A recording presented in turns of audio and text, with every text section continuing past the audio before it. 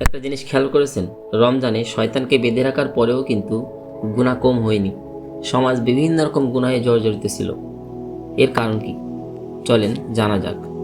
ইসলামে শয়তানকে বেঁধে রাখার পাশাপাশি আরেকটা কথা কিন্তু বলা হয়েছে, ইন্নান নাফসা লাআম্মারাতুম বিসু, অর্থাৎ নিশ্চয়ই নফস প্রবৃত্তির দিকে আহ্বান করে। এখন রমজান উপলক্ষে শয়তানকে তো বেঁধে রাখা হয়েছে, কিন্তু শয়তানকে যে শয়তান বানিয়েছে অর্থাৎ নফস, এটা কিন্তু বেঁধে রাখা হয়নি। আমাদের ভিতরে এই নফস তিন প্রকারের রয়েছে। একটা হলো নফসে আম্মারা, নফসে লাউয়ামা এবং নফসে মুতমাইন্না। নফসে আম্মারা বলে গুনাহ করলে কি হবে, গুনাহ করেই ফেলো, কেউ তো দেখতেছে না।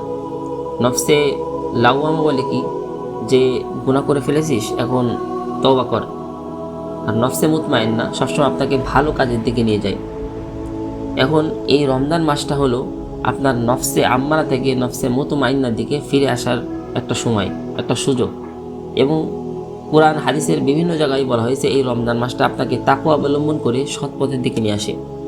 কিন্তু আপনার নফস যদি ওই নফসে আম্মারায় পড়ে থাকে, তাহলে কিন্তু আপনার নফসে মুতমাইন্না আসার সুযোগ হবে না, আর যার কারণে আপনার দ্বারা বিভিন্ন রকম গুনাহ হয়ে যাবে। এই জন্য আমাদের সর্বপ্রথম আমাদের নিজের ভিতরটা জানতে হবে। দর্শনে একটা কথা বলা হয়েছে, নো ইয়োর সেলফ, নিজেকে জানো। ঠিক তেমনি আমাদের অবশ্যই নিজেকে জানতে হবে এবং নিজের ভিতরের অবস্থা সম্পর্কে আমাকে ধারণা রাখতে হবে, এবং সেই অনুযায়ী আমার নফসকে সাজাতে হবে। নফসে আম্মারা থেকে নফসে মুতমাইন্না আসার যে প্রসেস, এটা আমার নিজেকেই করতে হবে। এটা যদি করতে পারেন তাহলে এই রমজান এবং রমজানের শিক্ষা আপনার জন্য মূল্যবান হবে। আর যদি না করতে পারেন তাহলে রমজানের পরে আবার আপনি নফসে আম্মারায় ফিরে যাবেন, আবার শয়তান আপনাকে ধোঁকা দিতে থাকবে।